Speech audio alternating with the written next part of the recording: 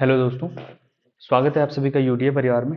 और आज का जो हमारा टॉपिक है ये है भौतिक विज्ञान से रिलेटेड। भौतिक विज्ञान का टॉपिक है। क्या टॉपिक का नाम है आज हमारा? मापन। ठीक है, ये हम टॉपिक पढ़ेंगे और बहुत इंटरेस्टिंग टॉपिक है और यहाँ से क्वेश्चन इजी भी है और कुछ खास है इस टॉपिक में। और यहाँ से क्वेश्चन लगभग पैट से लेके यानी यूपी ट्रिपल एससी से लेके हर एग्जाम में लगभग क्वेश्चन आते हैं। यूपी ट्रिपल एससी हो गया, पीसीएस हो गया, ठीक है, आरओ हो गया और पैट हो गया। इन सब में ये इस टॉपिक का डिमांड रहती है और सिंपल सा टॉपिक है, बहुत ज़्यादा हाई फाई टॉपिक नहीं है। ठीक है, तो जो साइंस बैकग्राउंड के बच्चे नहीं होते उनको थोड़ी दिक्कतें आती हैं। बाकी इसमें कुछ है नहीं, इसमें कुछ ज़्यादा समझने वाले भी नहीं है, लेकिन सिर्फ क्या है, याद करने वाली चीज़ें। ठीक है, तो चलिए स्टार्ट करते हैं। ठीक है, स्टार्ट करने से पहले जिन लोगों ने इस चैनल को सब्सक्राइब नहीं किया है, ज़्यादा से ज़्यादा सब्सक्राइब करें, शेयर करें। ठीक है, तो चलिए लेट्स स्टार्ट नाउ। चलिए सबसे पहले क्या है, भौतिक राशि हम जानते हैं। भौतिक राशियां क्या होती हैं, फिजिकल क्वांटिटीज क्या होती हैं, वह सब कुछ जिसे मापा या तौला जा सके भौतिक राशि कहलाती है। क्या है, हो गया, दो चीज आया है। आप फिजिक्स में क्या है ना, समझने पे ध्यान दीजिए, आपका ऑलरेडी फिजिक्स कंप्लीट हो जाएगा। भौतिक राशियां क्या होती हैं, जिसे मापा जा सके या तौला जा सके। क्या है, जिसे मापा जा सके या तौला जा सके भौतिक राशि कहलाती है। यह दो प्रकार की होती है, एक अदिश राशि और एक सदिश राशि। ठीक है, अदिश राशि और सदिश राशि क्या होता है, मैंने फिर बोला कि भौतिक राशियां वह राशियां होती है जिसे मापा या तौला जा सके, भौतिक राशियां कहलाती हैं। दो प्रकार की हो गई, एक सदिश और एक अदिश। ठीक हो गया, यहाँ तक इतना क्लियर हो गया आप लोगों को? चलिए आगे बढ़ते हैं। अगला हमारा है सदिश राशियां और अदिश राशियां क्या होती हैं, ये जानते हैं। ठीक है, सदिश राशि सबसे पहले बात करेंगे तो सदिश राशि नहीं, अदिश राशि पहले देखते हैं। अदिश राशि वो राशि होती है यानी स्केलर, वो स्केलर क्वांटिटी होती है जिसमें केवल परिमाण होता है। क्या, सिर्फ मैग्नीट्यूड होता है, दिशा नहीं होती है। ठीक है, जैसे इसमें द्रव्यमान हो गया, दूरी, चाल, समय, ऊर्जा, दाब, कार्य। ठीक है, यानी ऐसे राशियां जिसमें केवल मैग्नीट्यूड होता है यानी सिर्फ परिमाण दिखाते हैं। ठीक है, परिमाण दिखाते हैं, उसको क्या कहते हैं, उसको हम कहते हैं अदिश राशियां। तो अदिश राशियों को आपको याद रखना है, द्रव्यमान, दूरी, चाल, समय, ऊर्जा, दाब व कार्य। इसमें से जो सबसे इंपॉर्टेंट है, एक ऊर्जा पूछा जाता है, एक कार्य पूछा जाता है। दूरी, चाल तो सबको पता है कि ये अदिश राशि है। ठीक है, एक द्रव्यमान पूछा जाता है। तो आपको क्या चीज याद रखना है, कार्य, दाब, ऊर्जा और ये दूरी अगर देख सकते हैं तो आपको दो तीन चीजें, द्रव्यमान, समय, ऊर्जा, दाब, कार्य, ये आपको डेफिनेटली पता होना चाहिए कि भैया क्या है, ये अदिश राशि के अंतर्गत आएगा। उसके बाद सदिश राशियों में बात करते हैं तो वेक्टर क्वांटिटी क्या होती है, इसमें परिमाण तो दिया ही होता है, साथ में दिशा भी दी होती है। ठीक है, परिमाण और दिशा दोनों जब होते हैं तो उसको हम क्या कहते हैं, सदिश राशि। आप एक चीज देखेंगे कि सदिश राशियों को मैं एक चीज या ट्रिक बताता हूँ याद करने के लिए। जैसे इसमें क्या एग्जाम्पल है, वेग, विस्थापन, बल, संवेग, त्वरण और भार। ठीक है, इसमें सबसे कंफ्यूजिंग होता है भार को लेकर। सदिश राशियों में हमेशा डाउट बना रहता है कि भैया भार जो है ना, भार भार क्या है, सदिश या अदिश है? तो आपको बताना चाहिए ये वेक्टर क्वांटिटी है यानी सदिश राशि है। क्या है, सदिश राशि है। अब सबसे इंपॉर्टेंट क्या है, आप इसको कैसे याद, आप चाहे अदिश राशि को एक बार याद कर लो, चाहे सदिश राशि को याद कर लो, आपका ये टॉपिक क्लियर हो जाता है तुरंत की तुरंत। जैसे एक चीज ध्यान रखना, वेग, वह जिसमें आ रहा है, वह उच्चारण जिसमें भी हो रहा है, वह या ब, वो सारी कौन सी हैं, सदिश राशियां। बस इसी से आप पकड़ लोगे, आपका एग्जाम में अगर इससे क्वेश्चन आते हैं तो आप सिर्फ दाब को छोड़ के, यहाँ पे दाब में ब आ रहा है, इसको छोड़ दो। ठीक है, बाकी दाब वाला छोड़ के बाकी जितने भी आ रहा है, जैसे देखिए वेग आ रहा है, विस्थापन आ रहा है, बल आ रहा है, संवेग आ रहा है, त्वरण आ रहा है, ये सिर्फ एक याद करने का तरीका बता रहा हूँ कि हम, मैं तो ऐसे याद रखता हूँ भैया। और एक चीज में दाब और एक इसमें द्रव्यमान, द्रव्यमान आपको, द्रव्यमान और भार, द्रव्यमान आपका अदिश राशि है जबकि भार आपका सदिश राशि है।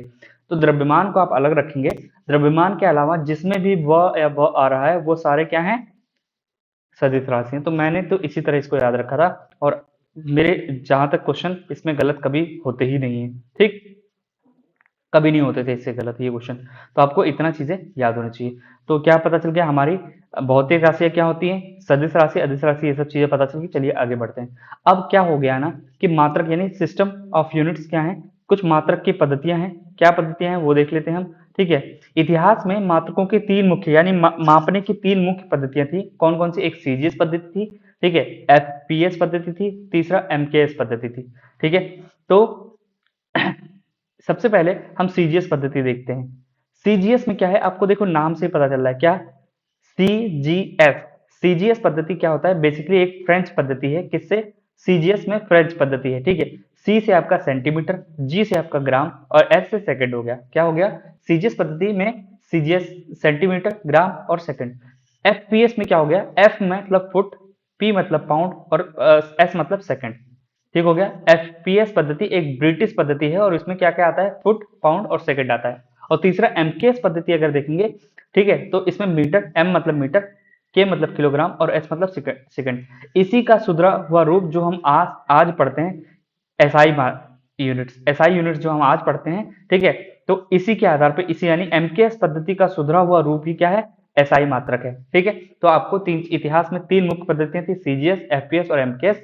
और एमकेएस का ही सुधरा हुआ रूप क्या है, एसआई मात्रक, जो आज हम पढ़ते हैं। और इंटरनेशनल सिस्टम में आज भी यही प्रयोग किया जाता है। ठीक है, अब इतना हमें पता चल गया।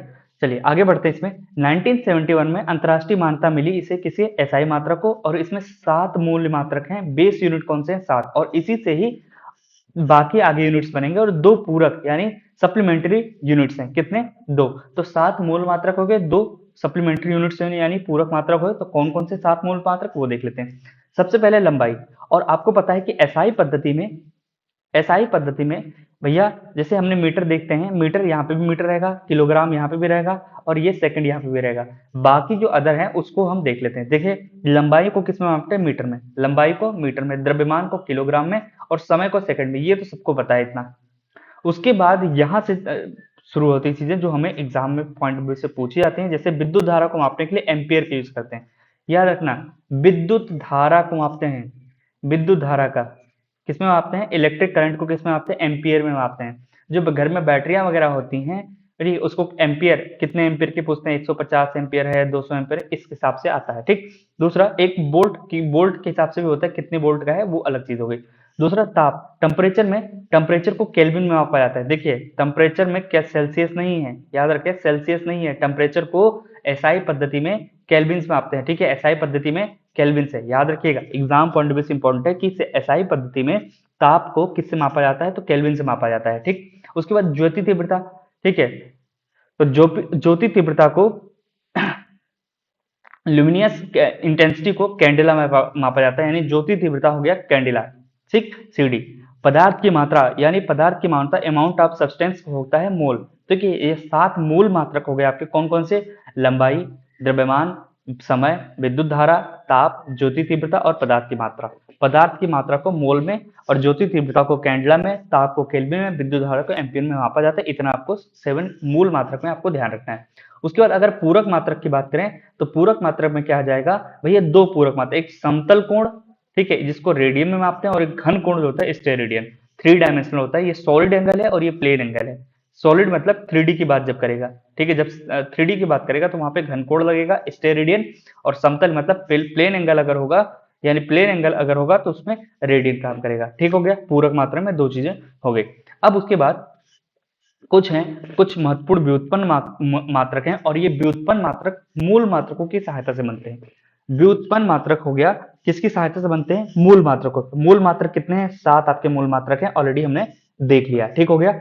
उसके बाद जैसे बल, फोर्स किससे बना है, बल में क्या लगेगा, न्यूटन। बल को हम किससे मापते हैं, न्यूटन में। ठीक है, और न्यूटन को अगर हम न्यूटन बराबर क्या होता है, न्यूटन बराबर क्या होता है, किलोग्राम मीटर पर सेकंड स्क्वायर। क्या होता है, किलोग्राम मीटर पर सेकंड स्क्वायर। क्या होता है, किलोग्राम मीटर पर सेकंड स्क्वायर। इतना क्लियर हो गया।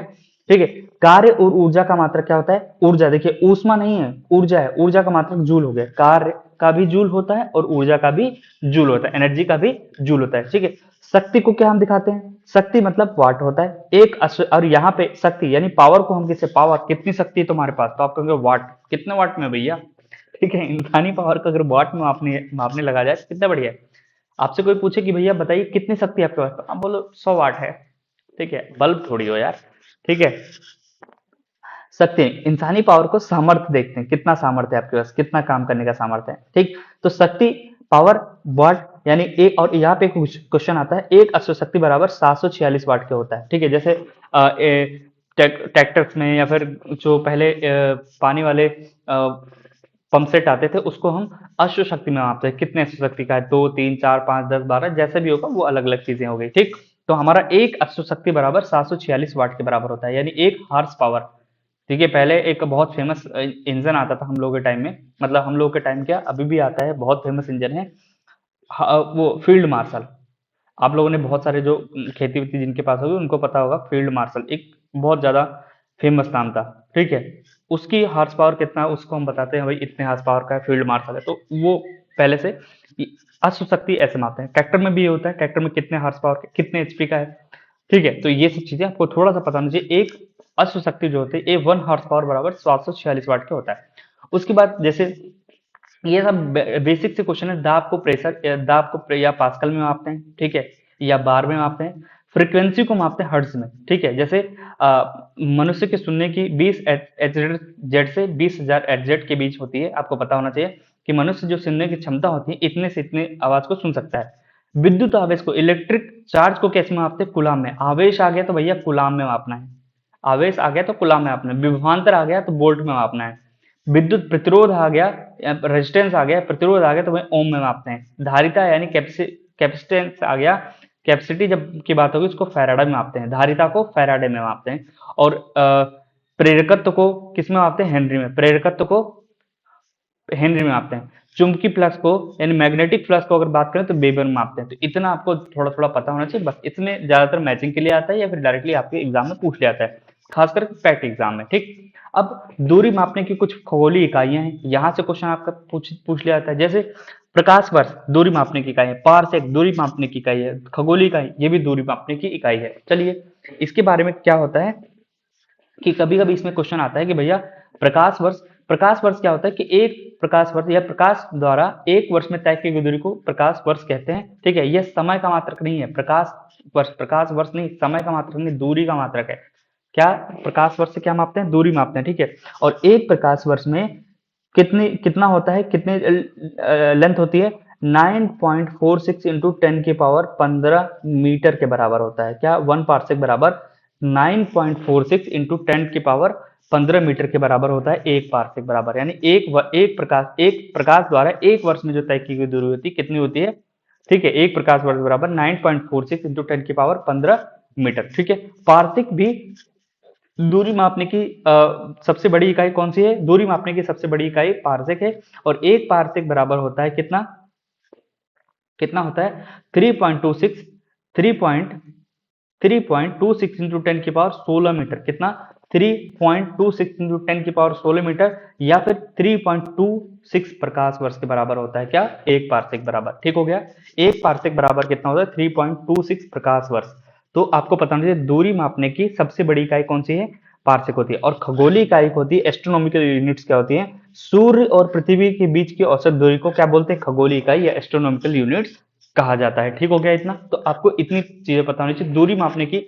डायरेक्ट आरओ में आया हुआ क्वेश्चन था, अभी आरओ 25 का जो री एग्जाम हुआ था उसमें ये क्वेश्चन पार्सेक इससे एक क्वेश्चन पूछा गया था।